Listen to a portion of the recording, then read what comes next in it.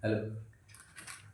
तो सर, आप बताना चाहेंगे कि आज जो है 2025 का जो आज बोर्ड पेपर है कक्षा 10 का हिंदी का हुआ है। तो पेपर सर, पहले पेपर के बारे में बताएं सर कि पेपर कैसा था, मतलब इजी था या टफ था? पेपर तो वैसे बहुत सरल आया था, ज़्यादा कुछ खास नहीं था पेपर में। अच्छा चलिए अभी हम पहले आज बहुविकल्पी प्रश्नों की बात करते हैं। जी।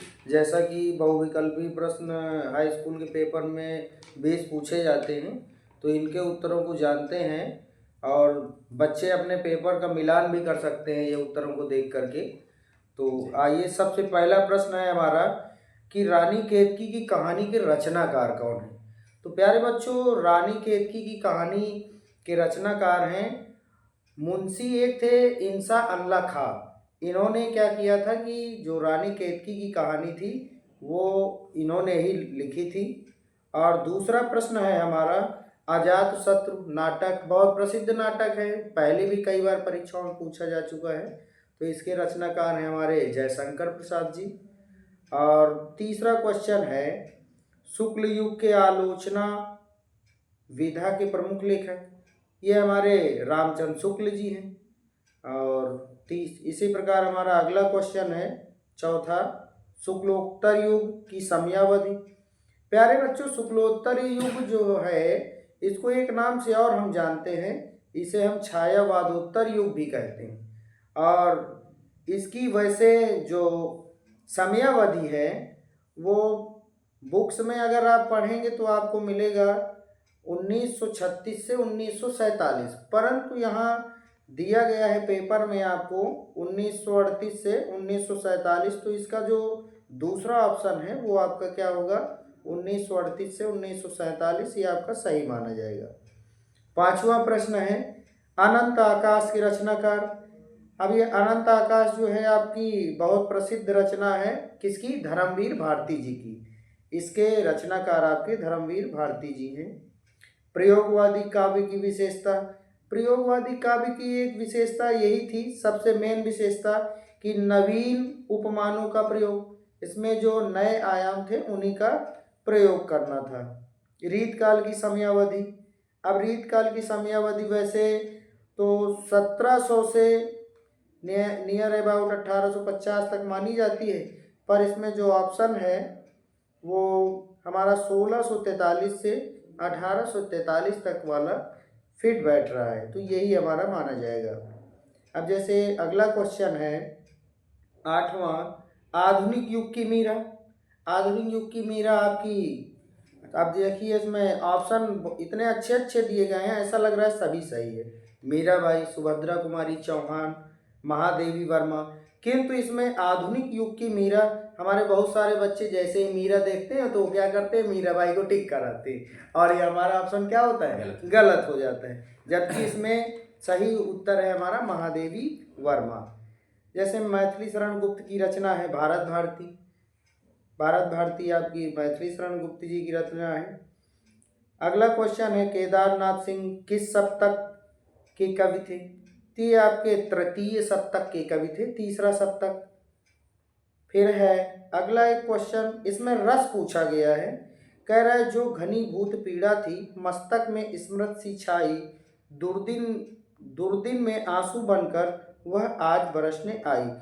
बच्चों, जैसे ही आप इसमें पीड़ा की बात कर रहा है, दुर्दिन यानी दुर्दशा, आंसू, पीड़ा, आंसू, ये सब चीजें क्या दर्शाती है, करुण, शोक भाव। ठीक है, तो ये आपका करुण रस है। रूपक अलंकार। रूपक अलंकार में मैंने पहले भी आपको अलंकार पढ़ाया है। तो अलंकार में उपमेय उपान की जहाँ समानता बना बताई जाए वहाँ पर क्या होता है, रूपक अलंकार, पहला ही ऑप्शन सही है इसका। फिर छंद में किस चरण में 11 और 13, विराम में 24 मात्राएं होती हैं। तो ये आपका रोला होता है। ठीक है। और चौथा, ये अगला क्वेश्चन है 14वां, परिपूर्ण शब्द में उपसर्ग उपसर्ग। उपसर्ग में पहला ऑप्शन है पा, परिपूर्ण, पर। तो उपसर्ग का मतलब पहले जो पहले आ जाए, परि उपसर्ग है इसमें, परिधन पूर्ण बराबर परिपूर्ण। प्रत्यय मैंने पहले ही आपको बताया था, जहाँ पर प्र आ जाए पहले वो क्या होता है, बाद में होता है। तो ये आपका समाज तो आपने पढ़ाई बहुत अच्छे हाँ। तरीके से आपने पढ़ाई वीडियो बनाया। माता पिता मैंने आपको बताया था कि जिस पद में एक दूसरे का विपरीत अर्थ प्रकट करे तथा बीच में योजक चिन्ह हो तो वो कौन सा समास, द्वंद्व समास। माता का विलोम क्या होता है, पिता, यानी द्वंद्व समास। अगला है धीरज शब्द का तत्सम रूप। अब धीरज शब्द का तत्सम यानी संस्कृत वाला रूप धैर्य, धैर्य ही होगा। तत्स शब्द में विभक्ति और वचन, इसमें चतुर्थी विभक्ति और एक वचन है। इसके लिए तो आपको याद ही करना पड़ेगा और कोई विकल्प नहीं है विभक्ति जानने के लिए। जिस वाक्य में क्रिया की प्रधानता हो वह वाच्य कर्मवाच्य होता है। क्रिया की प्रधानता, इसमें कर्मवाच्य वो होगा नहीं, ये आपका भाववाच्य होगा। क्यों? क्योंकि कह रहा है क्रिया की प्रधानता।